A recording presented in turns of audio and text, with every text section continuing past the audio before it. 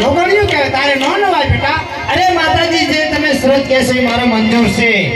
બાકી ડકપીડો રમાવે છે પણ આ તો આજુ જશે જ નહીં. અરે બરાબર તારે નાવું જ છે ને? હા મારે નાવું છે.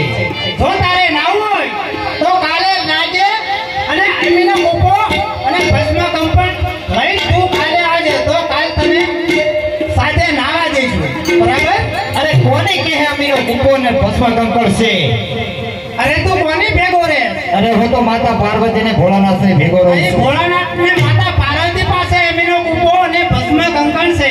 તો કાલે તું લઈને આવજે, કાલે તને નાવા દઈશું. બહુ સારું. જો અમીરો કૂપો માતા પાર્વતી કે હશે તો હું જરૂર લઈને આવીશ.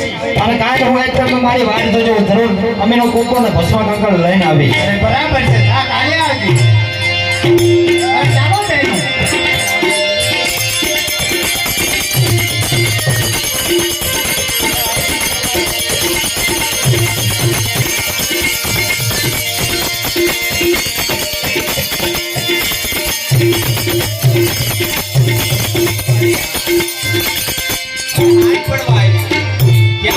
આલુડો આવ્યો હોય. અરે હા માતાજી આ આવી ગયો. અરે આ મને બહુ ચિંતા થતી, કેમ મોડું થયું આટલું? અરે માતાજી થોડી વધારે વાર લાગી, પોઠિયો હારો ધરીને લાવ્યો છું. અરે હા ભાઈ બેન અને સુધા આવે.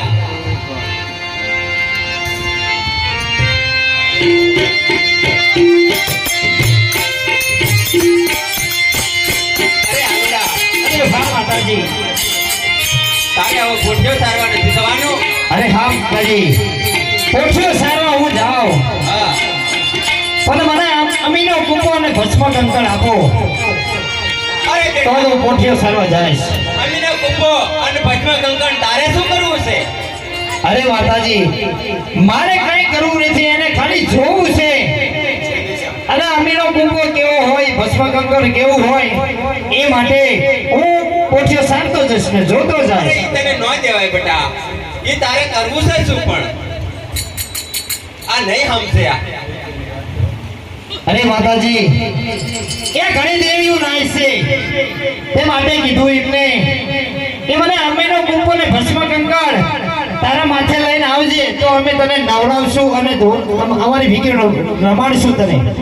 તો માટે આપો, હું ભસ્મ કંકણ અને અમીનો કૂપો લેતો આવીશ પાછો અને વિલાસર તમને પાછો આપી દઈશ. જરૂર મને પાછો આપીશ ને? અરે હા હું તમને જરૂર પાછો આપીશ.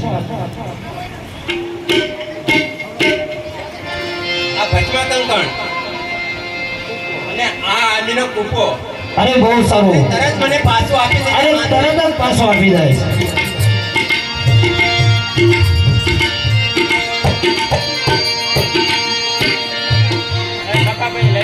અરે હા આ મને મળેલું અમીનો કૂપો અને ભસ્મ કંકણ આજે આ દેવીઓને ખબર નથી કે આ કોણ છે. તો લાય હું આ અમીનો કૂપો પી જાઉં અને ભસ્મ કંકણ મારા અંગે જોડી એમાંથી અમારી જાત બની જાઓ.